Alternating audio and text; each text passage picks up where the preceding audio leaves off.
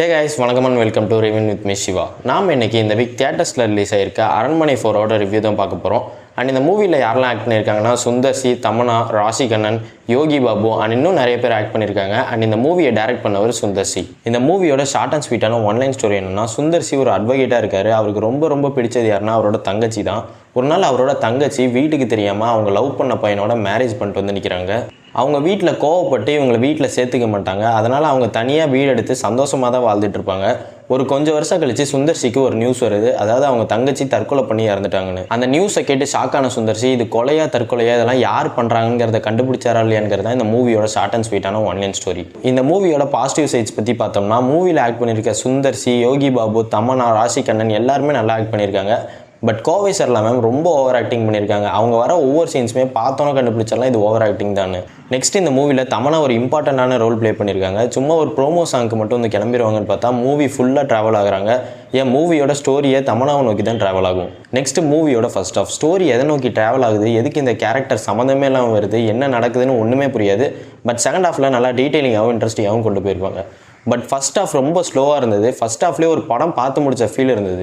Next இந்த மூவியோட CG work தான். இது வரைக்கும் வந்து அரண்மனை 1, 2, 3ல கூட இவ்வளோ ஒரு சிஜி ஒர்க்லாம் எஃபர்ட் கொடுத்து பண்ணியிருப்பாங்களான்னு தெரியல. பட் இந்த மூவியில் எதுவுமே கிராஃபிக்ஸ் மாதிரி தெரியக்கூடாது, எல்லாம் ரியலிஸ்டிக்காக இருக்கணும்ட்டு அவ்வளோ ஒரு எஃபர்ட் கொடுத்து சிஜி ஒர்க்ஸ்லாம் பண்ணியிருப்பாங்க போல். நெக்ஸ்ட் அரண்மனை செட்டாக இருக்கட்டும், ஃபாரஸ்ட் செட்டாக இருக்கட்டும், இப்படி ஒரு பிளேஸ் ரியலாக இருந்தால் எப்படி இருக்கும்னு யோசிக்கிற அளவுக்கு அவ்வளோ ரியலிஸ்டிக்கான செட்டாக போட்டிருக்காங்க. ஒரு செட்காக எவ்வளோ மெனக்கெட்டுறாங்கன்னு இந்த மூவியை நம்ம பார்க்கும்போது தெரிஞ்சுக்கலாம். நெக்ஸ்ட் கிளைமேக்ஸ் 10 மினிட்ஸ் நல்லா ஃபயராகவே இருந்தது. அந்த கிளைமேக்ஸில் வர அம்மன் சாங்கோட விஷுவல்ஸ் அண்ட் செட்ஸ் எல்லாமே பக்காவாக மேக் பண்ணியிருந்தாங்க. அண்ட் மூவியில் hip hop Tamizha song and background scoring நல்லா நீட்டாகவே ப்ரெசென்ட் பண்ணியிருந்தார். அண்ட் இந்த மூவியோட ட்ராபேக்ஸ் பற்றி பார்த்தோம்னா, ஆக்சுவலாக இது ஒன்றும் புது ஸ்டோரிலாம் கிடையாது. இது வரைக்கும் இவர் எடுத்த அரண்மனை 1, 2, 3ல இருக்க ஸ்டோரியோட சாம்பிள்லாம் எடுத்து அங்கங்கே குழந்தைங்க சென்டிமெண்ட்டையும் தங்கச்சி சென்டிமெண்ட்டையும் போட்டு அரண்மனை 4ங்கிற ஸ்டோரியை உருவாக்கிட்டார். நெக்ஸ்ட் இந்த மூவியில் வர காமெடி சீன்ஸ் தான் எங்கேயுமே ஒர்க் அவுட்டே ஆகலை. யோகி பாபு அண்ட் விடிவி கணேஷ் முடிஞ்ச அளவுக்கு காமெடி பண்ணுறாங்க. பட் பார்க்குற ஆடியன்ஸ் யாருக்குமே சிரிப்பே வரல. அண்ட் மூவியில் தேவையில்லாத சீன்ஸ் தான் அதிகமாக இருக்குது. ஒரு சீனில் மொட்டை ராஜேந்திரனும் யோகி பாபுவும் அடிச்சிக்கிற மாதிரி இருக்கும். அந்த சீன்லாம் தேவையே இல்லை, எதுக்கு வச்சுருக்காங்கன்னு தெரில. டியூரேஷன் இன்க்ரீஸ் பண்ணுறதுக்காக வச்சாங்களான்னு தெரில. அண்ட் நெக்ஸ்ட் இதுதான் ஒரு இம்பார்ட்டண்டான ட்ராபேக்கே.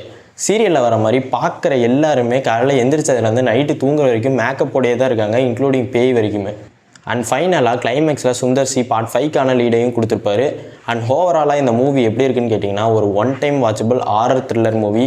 ஃப்ரெண்ட்ஸ் அண்ட் ஃபேமிலி கூட போனீங்கன்னா செம்மையாக என்ஜாய் பண்ணலாம். முக்கியமாக குழந்தைங்களை கூப்பிட்டு போனீங்கன்னா அவங்களும் என்ஜாய் பண்ணுவாங்க.